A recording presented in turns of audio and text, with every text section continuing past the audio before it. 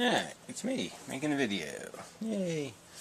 Alright, to be serious, Miss Serious, this is now Karen Kobie, made a video ragging on science, ragging on people who worship science, insulting people who believe science is a linear thing. You know, its curve goes up, you gain knowledge, and sometimes the line starts getting precipitous in terms of the knowledge, the amount of information you do gain. And they might say something like, this is the goal of science, is to answer the questions, and eventually we'll run out of meaningful questions. And I think that's an absolute truth. You can imagine, you know, we could live for a while and we'd start running out of things to be interested in terms of discovery, because yeah, it's already been sifted. The sand has already been sifted, all the good bits have been pulled out, and it would be just kind of silly for you to show up way late, you know, with your little pan and start panning for gold in a stream that's already been dug dry, kind of a thing. But it is just silly not to concede our evolution. And we know in the last 10,000 years, human beings went from essentially a preposterously ignorant minky, not, you know, played with fire, could utter some words, could have some communication, but knew nothing about their world. And we now know why it snows and the mechanisms that create weather, and we know our evolution substantially. We know so much, and to piss on that is just silly. And to imply that people who have respect for science versus let's make up a religion, and that seems to be the only alternative, let's lie about who humans are and what humans are. That's the alternative to science, is somebody just lying, making crap up. Yeah, so I'd just like to see the form that this worship takes. Show me scientists worshiping, or show me people worshiping science. Show me what that looks like, because this sounds like absolute bullshit. So anyway, her video is so pompous and arrogant, I'm going to play the whole thing just for the fun of it. Yeah. I mean, it's a scripted video, and you know, look, I'm no good at reading scripts, that's why I don't write scripts for my videos. So why don't you just have a real conversation, especially when you're going to accuse other people of being fake. Amazing. Hi, I wanted to do an elaborate video, but I'm afraid time got in the way. Yeah, we all have that excuse. Yeah, I was, you know, going to call, like, you know, Pixelation Studios and have them do my video, but I just didn't have the money. So, yeah, it's tough. So I hope you'll overlook the static graphic I've used instead. I've been wondering lately. Right, the static, boring graphic of what?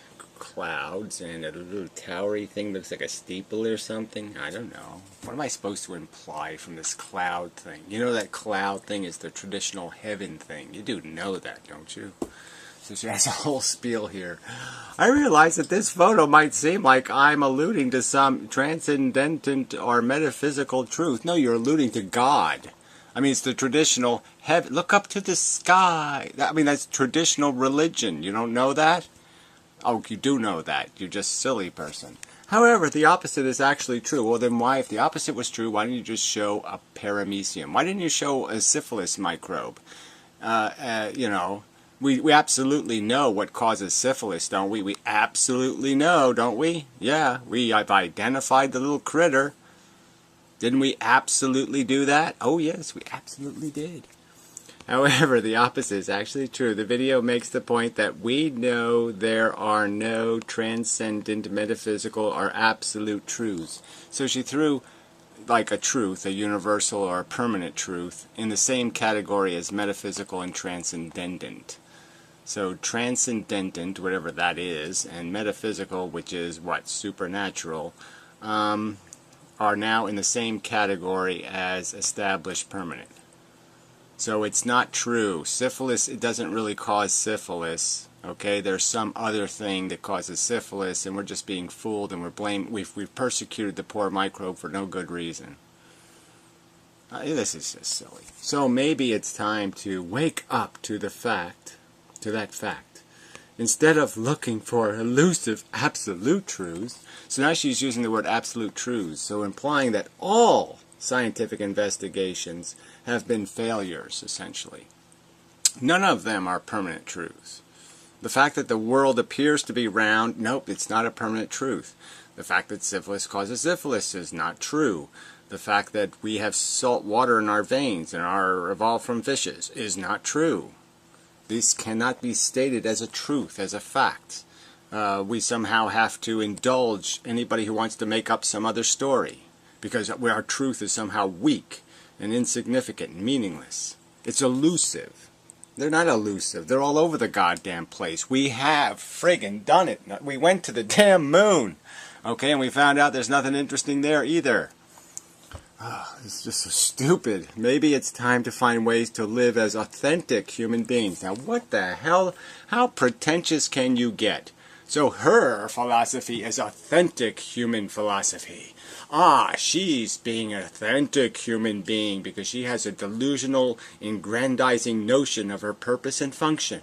She doesn't see herself as a fucking gooey, stupid, ignorant, dumb fish inside of a skin fish tank. No, she's a special, super, magical person because she feels it in her genitalia. Yes, her genitalia tells her so. The goal of science is not to arrive at absolute truth. The goal of science is to answer questions. And guess what? The questions are getting lamer and lamer. The questions are getting, so frickin' stupid. Exactly how many snowflakes fell in New Jersey this year? Yeah, who cares? We know how much it snowed. If it were, it wouldn't be. It wouldn't be. I don't even know what that means. The goal of science is not to arrive at absolute truth. If it were, it wouldn't be. If it were, it wouldn't be. I don't know. It's not a logical thing to say. I'm sorry, it just isn't. It isn't logical. The goal of science is to definitively and as completely as possible to answer questions. We have answered a lot of questions quite well, quite thoroughly, substantially, in bulk. Okay, we've got the syphilis guy. We've got evidence. We got it nailed. We don't need to waste any more time on that one. Yeah, we could get more details. We could count how many hairs are on syphilis's butt. But there's really not a whole lot of point to doing that. There's really no point in wasting the microscope and the guy's time to sit there and count the hairs on the syphilis's butt. God, these pantheists. She's not an atheist, okay? That's what it comes down to. To do a video like this, to do this rag on science, you have to be some kind of stupid pantheist, magic, wishy-wishy. She's thinking the reality is some kind of, we're all wizards, really, and we just lost our wizard powers, and we didn't know it, but we're all really wizards, and, if we say the right words, the trees will pull their roots up and walk around and talk to us and shit. What is the goal of science? Is it to arrive at absolute truth? I became interested in looking critically at this question after I watched a concordance video which Matt, Thou Art That, responded to. I also responded to Matt's video pointing out that we're fish inside a skin fish tank. I love that. I'm really liking that metaphor because we really are just fish. We're like salmon. And we metamorphise through our life, but we're just desire machines. We're just saying, I gotta find my traditional home stream and wiggle my way up. We're really just playing it out, just like dumb fish. Both videos are interesting and worth a bit of your time. There are links to each video in the low bar. In Concordance's video, he's reading an essay written by Peter Atkins. It's entitled, Science as Truth. The essay ends with the line, Science, the consummation of the Renaissance and the apotheosis of the human intellect is on the track of ultimate truth. And know it. Yeah, and it's on the track of answering every conceivably meaningful question that can be asked.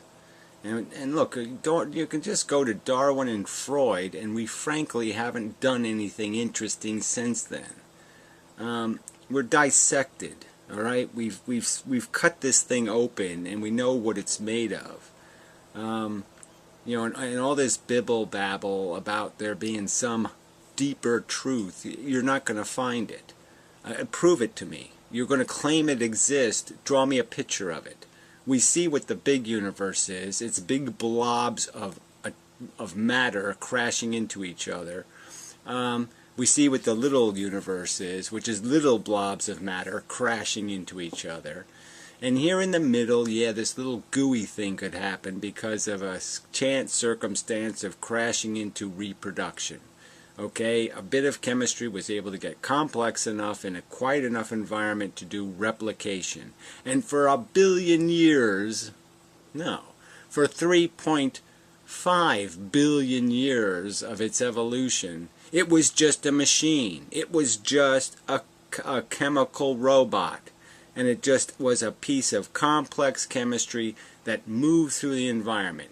And you silly people call that life. You call it meaningful. You think it deserves special status because it's a little eating machine.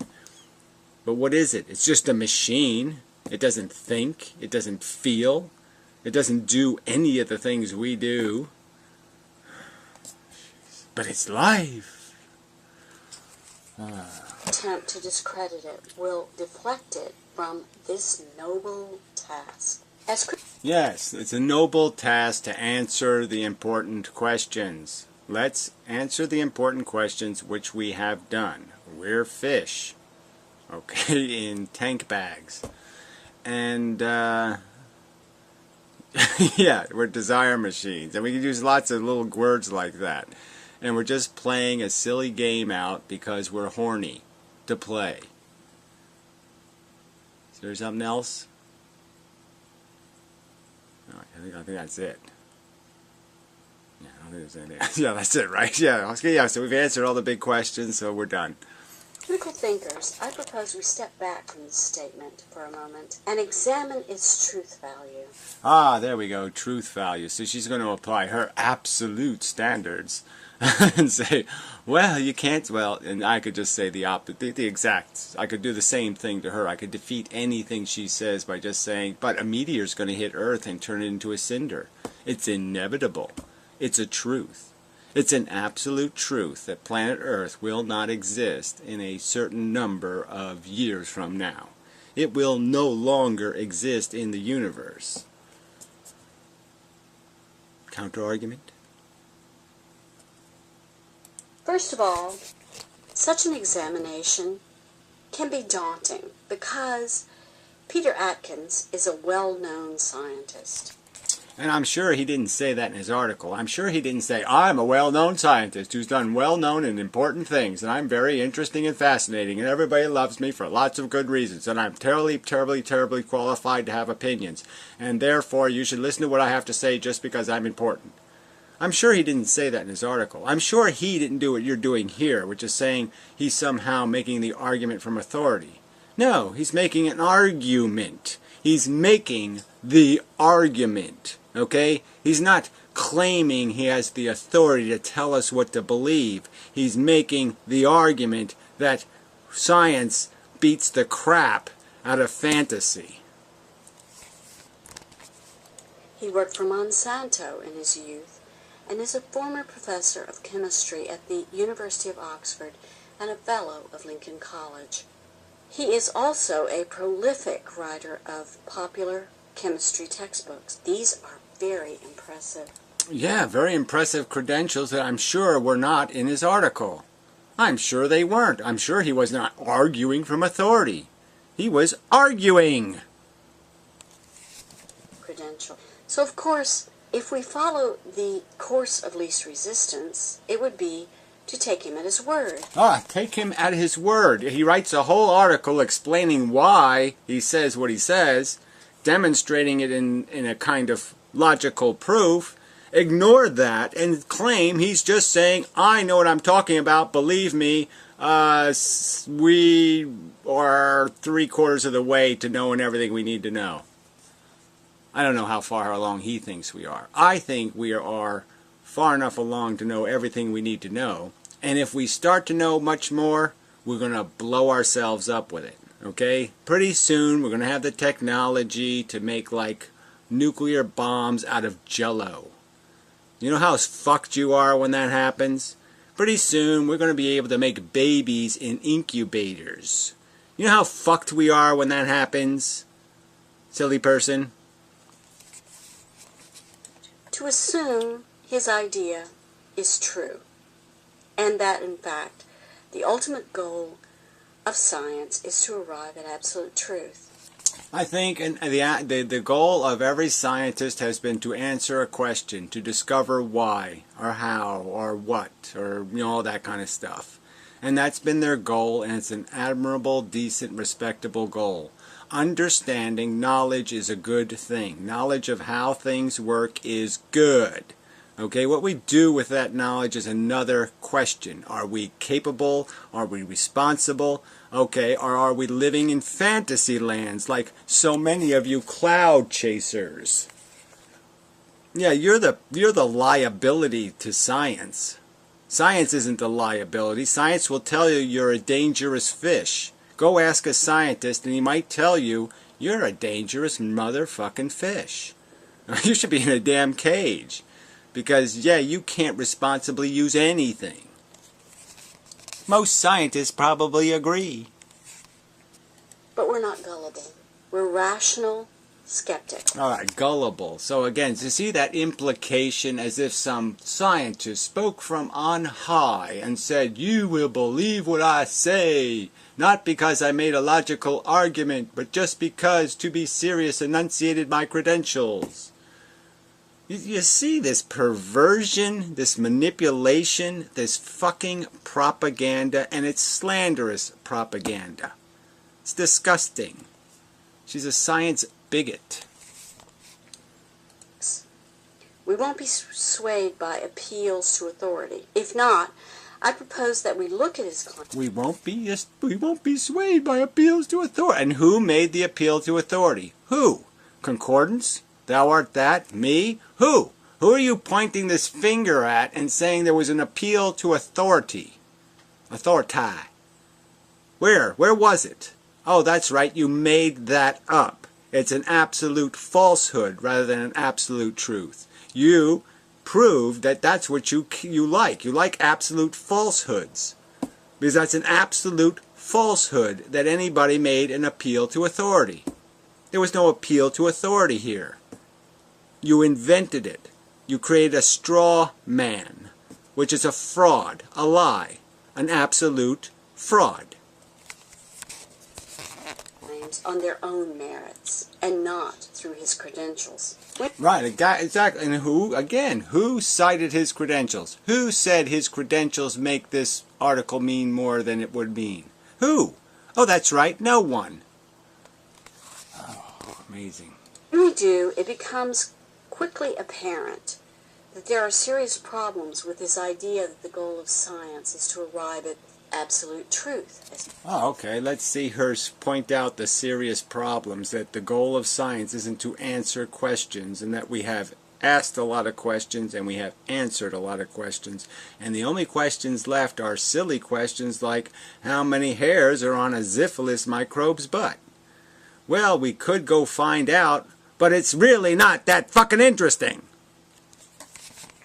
Phrases. Most working scientists will tell you that absolute truth is both unnecessary.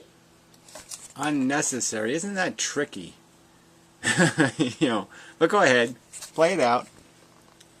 Yeah, I mean, we certainly don't need absolute truth. You don't need, you don't have to dance with every snowflake to know what snow is. And an impossible goal. An impossible goal. So, absolutely The truth that syphilis causes syphilis, the syphilis microbe, is not true. It's not obtainable. We didn't definitively describe... Well, I already did this, right?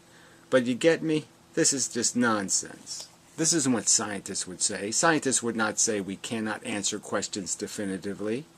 We have answered a ton of questions quite thoroughly.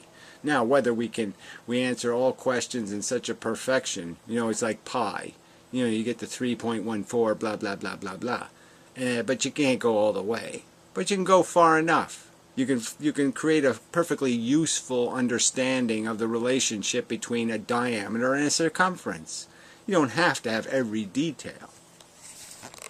First and foremost, as I said earlier, science is a process. As I think you already know, science is dependent on steps. Science is a process. That is kind of a joke, right? Because it's really defined by the white space, which is not science, right?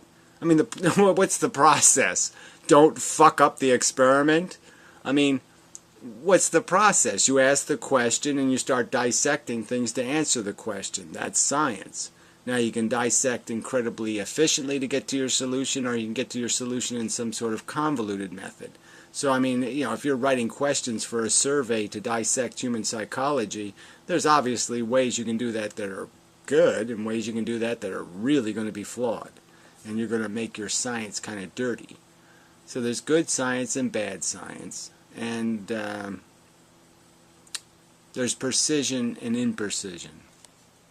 There's accuracy. There's high tolerances and low tolerances in terms of accuracy, which are known as the scientific method. These, in summary, are the steps. First, the formulation of a question. Then, the development of a working hypothesis. Next, making predictions based on this working hypothesis. Well, I don't see why you'd bother with predictions when you're dissecting a frog. How are predictions have anything to do with it? No, you ask the question, what makes froggy hop hop? Okay, and then you take out your scalpel and you start finding evidence. Okay, so you don't even have the steps correct here. You have a question you ask. Is it possible to shoot a rocket at the moon and find some way where we can get back home again? So you ask the question and you find the answer. Well, yeah, you can, because there's this little neat trick you can do when you get into a gravitational field where you can make your losses neutral. And you can change your direction. You can go in any direction you choose for free. It doesn't require you to stop and then change your direction. So you don't have to lose any of your acceleration or momentum. It's a trick. Yeah, and we discovered it. It's a truth. It's a truth.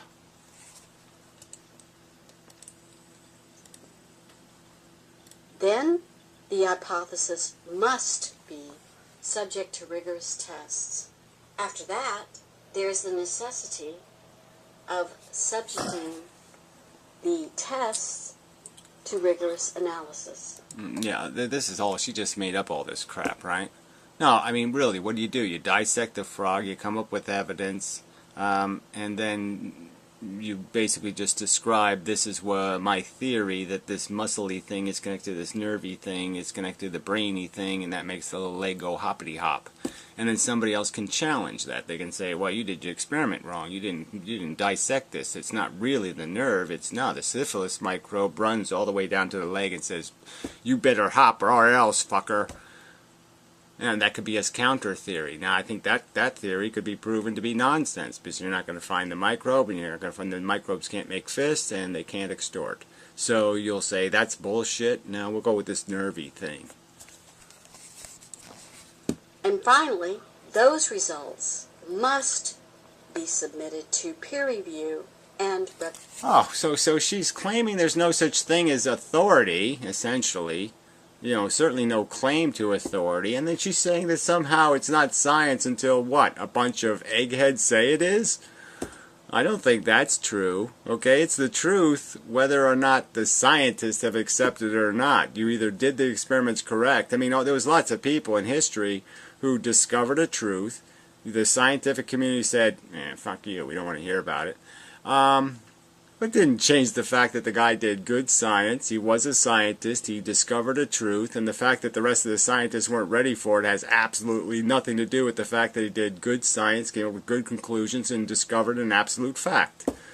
So that's just absolute nonsense that there's some obligation for the scientific community to say, yes, we agree. That does not make a fact. I mean, it's nice if you need authority. It's nice if you're going to go on the road preaching it. But don't tell me that's good science. Application studies. It should be obvious from this quick overview of the scientific process. Absolute claim. Pile of crap, made up view. There's nothing. It's just mush. Again, you had nothing in there about the word evidence. Nothing in there about the word experiment.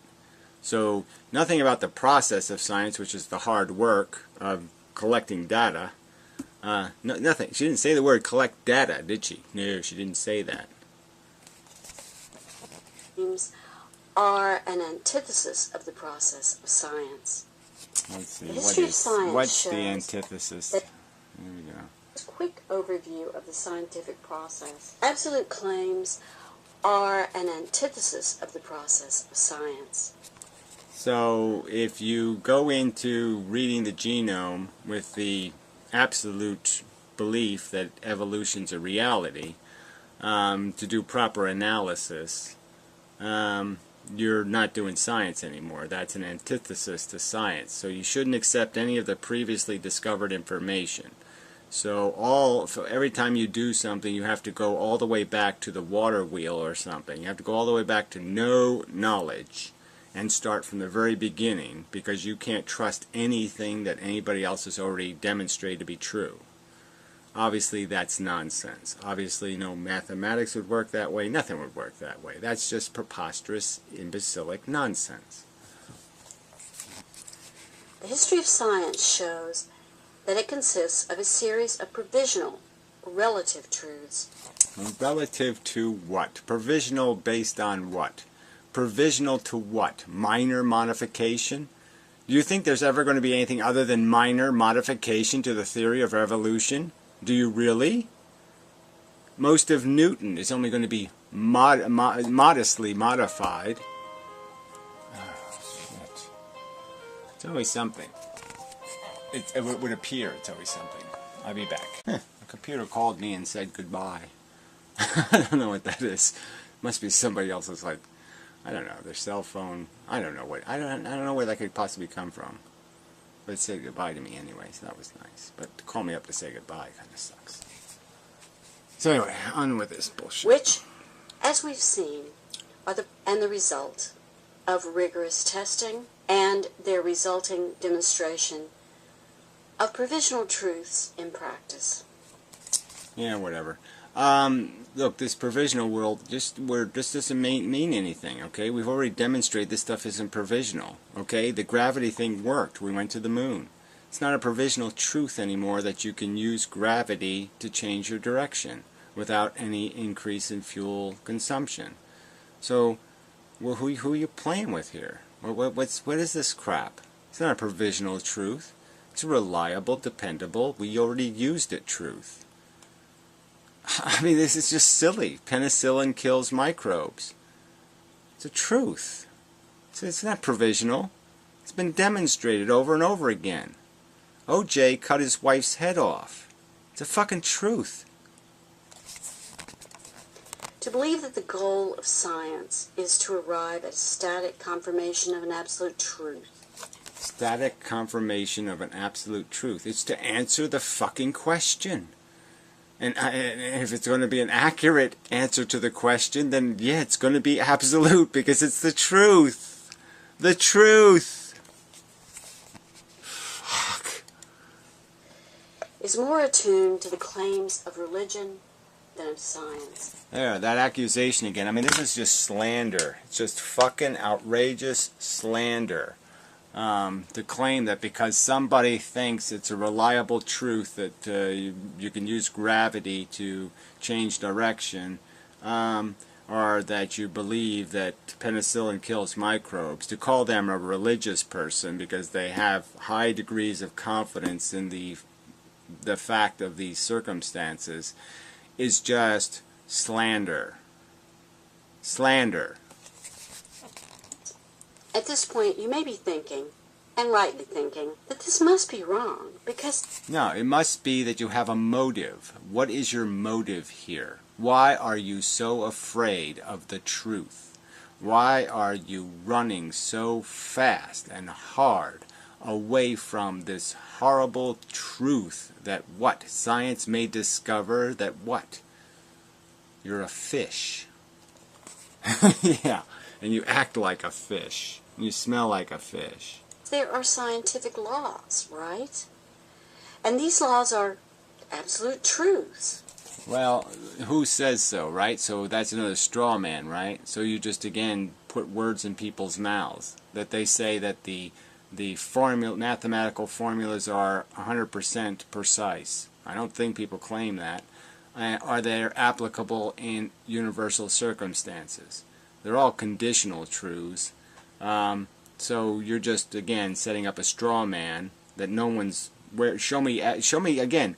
You keep making an accusation as if somebody is cheating, that somebody's breaking the rules of humanness, and yet you're not pointing this finger at any evidence, which is really, really, really lowbrow bullshit. Right? So, they must be important. They must be infallible. Let's take a look at some of these laws, shall we? Okay, what about... Pretentious much? Again, you see, this is why this person deserves to get ridiculed hard. Because this is just pretentious and arrogant and obnoxious way to argue. Ohm's law. It is a scientific... I bet she doesn't know shit about resistance and conductors. I bet she doesn't. fact. It is a scientific law. And the fact that they called it Ohm's law, it just has to do with the fact that, look, Ohms did all this electric crap, and he came up with a whole bunch of good formulas. And so, yeah, whether they use the word law or formula, what's the difference? I mean, grow some proportion here in this nonsense. states that the current through a conductor between 2 points is directly proportional to the potential difference across its 2 points. But it's important to remember that this law, like all scientific laws, is contingent on its context. And and the context is the conductor isn't made out of plutonium. I mean, if it's made out of a radioactive element, it kind of fucks the game. There's, if it's a superconductor, it fucks the game. There's lots of ways you can fuck the game. The argument is Ohms is saying, yes, under normal circumstances, in normal conditions, this is how a conductor will behave. Shit. Ohm's law is only valid with linear networks. There, do you know what that means? Do you? So now she's making an argument from authority in the sense that I'm going to disguise an argument in something that 0.02% of the people listening to the video will know what the fuck I'm talking about. And you're going to tell me you're doing something else other than propagandizing to people. You're saying, let me go back to the original article. Are we going to find crap in the original article where he's going to reference specialized science? Start using the Latin terms for organs of the body and stuff? This is just another cheat, another pretentious cheat. Sure, you might be thinking, what about another law? For example, you could... So she thinks she proved Ohm's law isn't a reasonably comprehensive description of the relationship between voltages and conductivity. That mathematical relationship isn't substantially reliable in most common circumstances. That's her claim. She's defeated it. It's not the truth anymore. You can't use it anymore to figure out how big your conductor needs to be. Fuck. Newton's law of universal gravitation. A scientific law that a lot of us were made to learn in our beginning science classes at school. Made to learn. Isn't this another one of these statements where you're just like, wow. Where does that come from? Yeah, it's a substantially true, and we understood the history of the discovery and the time of the discovery, and the substantially completeness of this discovery. Right? Newton's law, as you likely remember, states that any two bodies in the universe attract each other with a force that is directly proportional to the product of their masses and inversely proportional to the square of the distance between them. But it's important to remember that it only applies in weak gravitational fields. And everybody knows what that means too, right? So her proof is so obvious because now she's just said, see, it only applies in weak gravitational fields. Huh? As opposed to what? Black holes? Shit. So it is not an absolute. I could go on. I could include... Yeah, you could go on with a non-real, unscientific, non-demonstration of some counter theory of reality where you say, now I have proven something because you're claiming something. Well, you didn't prove something by claiming something, and you certainly haven't exposed yourself to any kind of dissection of why you believe this to be true and how you define these aberrant gravitational fields, these ones in some special place where it doesn't apply anymore. Let's see you do that. Subject yourself to interrogation on the knowledge, what knowledge you have of this proof, or whether you've just accepted this proof because somebody you like says so. Some authority told you so, therefore you believe it. That's what it sounds like to me. Bell's theorem, Hooke's law, a lot of other things. Yeah, and I'm sure you have intimate knowledge of all those things that you say have been disproven by your authorities. Oh, wow. Isn't this a contradiction? What hypocrisy, what duplicity. You know an authority when you hear one. Is that what you're telling me? You know the authorities that we really should listen to. Yeah. Yeah. Some skeptic. Dozens of other laws. Which, like the one... Yeah, dozens. She's, well, yeah, we've disproven all of these things. Even evolution. The creationists proved it. They proved it's bullshit. Ha ha ha.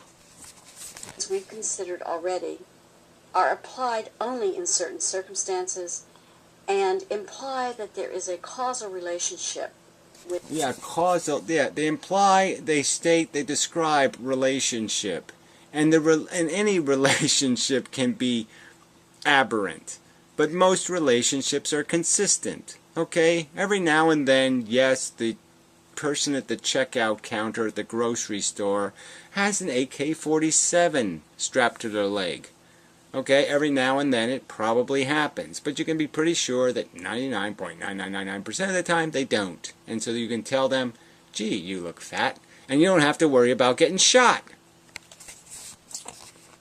It's the elements in those circumstances. They are not static absolute truths.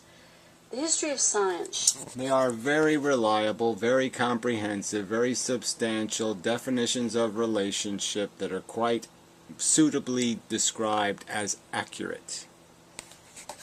Shows that it consists of a series of provisional relative truths which are produced as a result of rigorous testing and the demonstration of those truths in practice. Yeah, right. And then that's that. I guess there's a point where you just can't keep calling it provisional. The technology of the automobile is a pretty reliable technology. We could make lots of truth statements about motor vehicle transportation. They're truth statements. They will be true forever. You will never make them not true. Ever. Natural science is therefore not an absolute. It's about... Again, so there's no reality. She just said it. There's no reality. We can't describe reality because reality doesn't exist. Okay, this window does not exist. I can't say this window as an absolute fact. It's there. I'm related to it. I'm a certain number of Planck constants in distance from it. No, we can't say any of that because we've got to leave the door open for the fact that the window's really God. That's all this is about, right? What's the fear of us drawing decisive conclusions that this window exists, this plant exists, this computer exists, and I exist, and I'm a fish inside a skin tank. Valuable and dependent process. Even a perfunctory examination of those who claim to have absolute truths reveals culturally misguided overreaching, which results... Culturally misguided overreaching. So if we claim clouds are full of water, that's what? We're religious. We've overreached. We've gone too far. How dare we? Clouds have heaven in them. There's angels on them. And dogmatic inflexibility. Yeah, dogmatic. She doesn't even know what dogma is. Dogmatic means you don't have evidence. That's what dogma is. Okay? If dogma has evidence, then it's not dogma anymore. Again, the people you're accusing of not having evidence. So you're making the accusation that the person who states that our scientific knowledge has linearly grown throughout our progression through history, and that there's every reason to believe we will answer every significant question that needs answering, that begs for an answer, and yes, we may forego worrying about how many hairs are on a syphilis's butt, but otherwise we'll answer everything that needs to be answered. We'll satisfy ourselves that all the significant questions have been answered, and they've been answered completely and accurately. And that's our destiny, if we would be able to survive. But we're not going to survive because silly people like you won't admit you're a fish. You won't admit that you're out of control. You won't admit that desire is the only thing you live for. You won't admit that the whole process of existence has nothing to do with being intelligent, that intelligence is just a tool to find some way to make the cow edible. So yes, let's process the cow so we can consume the cow conveniently and get all the yummy, yummy fat and sugar out of it. I mean, this is what we're doing here. You want to pretend that you have a solution by denying the facts that will tell you you've just processed a cow into a piece of candy? As Karl Popper has pointed out, the more... I guess I should go look up this douchebag. Yeah, but see, she had to do that, right? She had to resort to an authority, as Karl Popper has pointed out. Like, that should mean something to me. Who's he? Why should I care? Why can't you just make the argument? Why is it significant that he says so? we learn about the world and the deeper our learning, the more conscious, specific, and articulate will be our knowledge of what we do not know. Okay, there, you said it you really emphasized it. Do not know. He just said the more articulate what we don't know will be. Okay, let's hear it.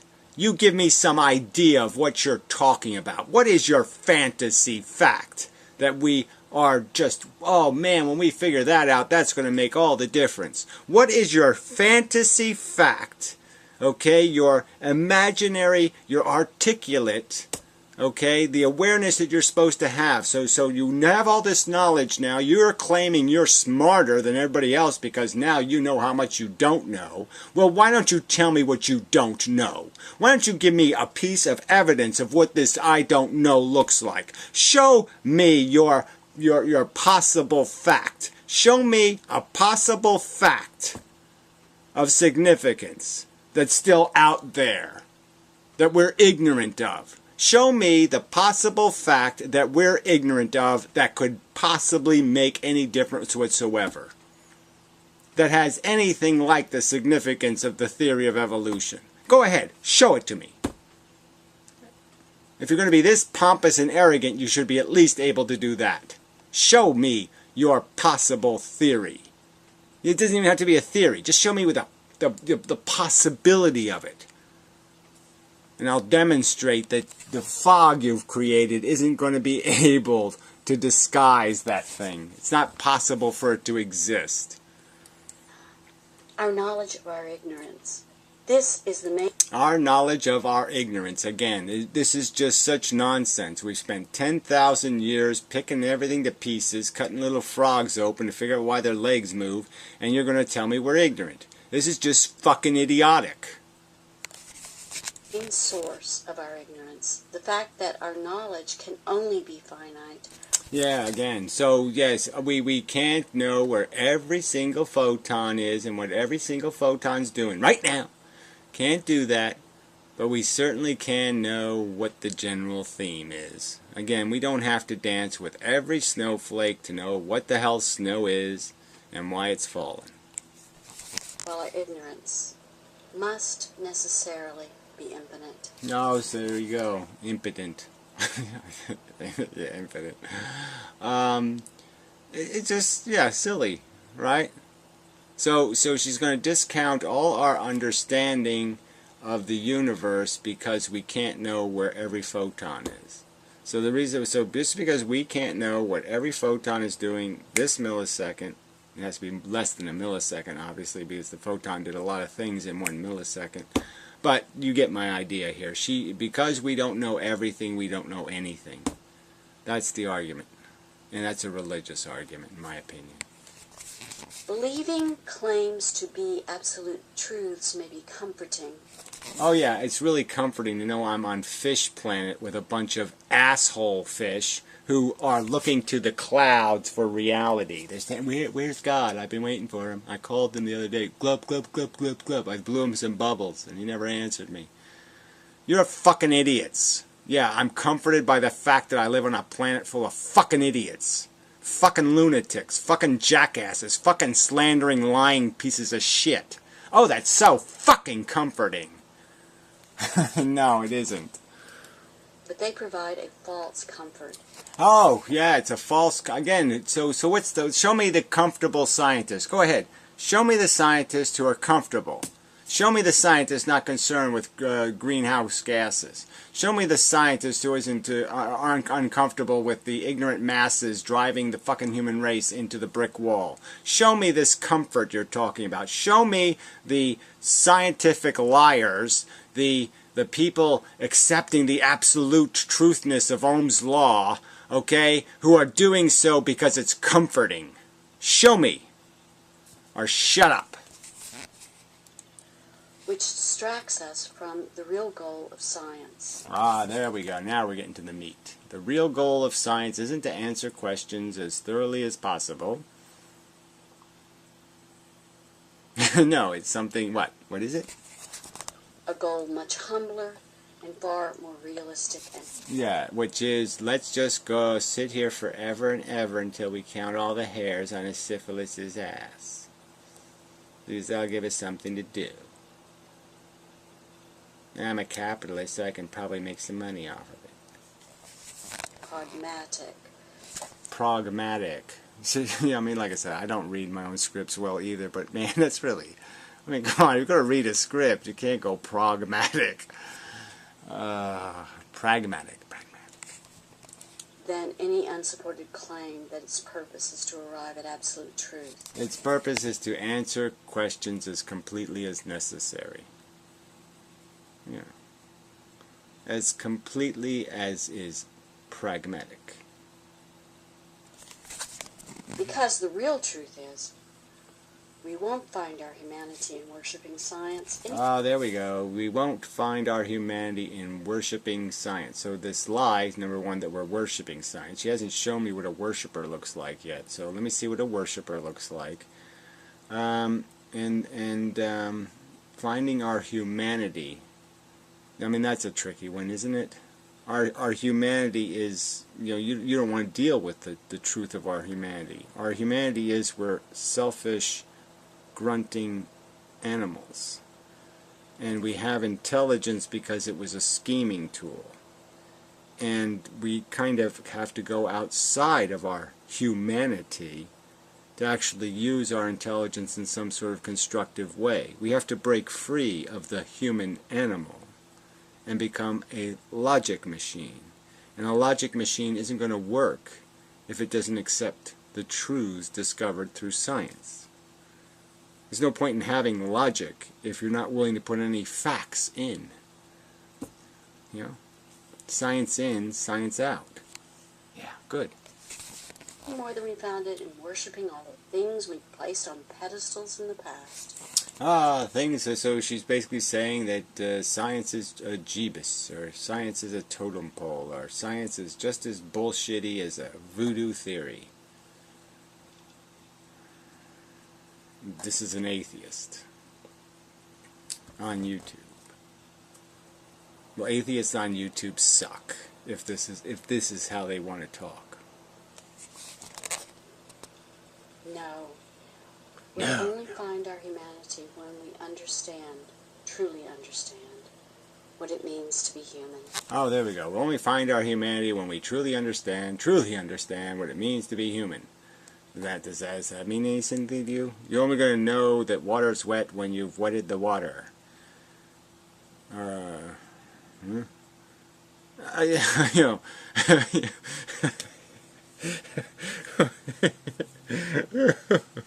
She's going to tell us what it means to be human, but she's not going to use science to do it. Oh, that's what it's all about. She's going to tell us what it is to be human, but I won't do it scientifically. I'll do it with explanations that inform you about what my genitalia tell me. Thanks for listening. Oh, pipes. Thanks for listening. Well, also thanks for critiquing, because, I just critiqued the fuck out of that crap. Oh, man. This is just horrible. This is horrible. Horrible.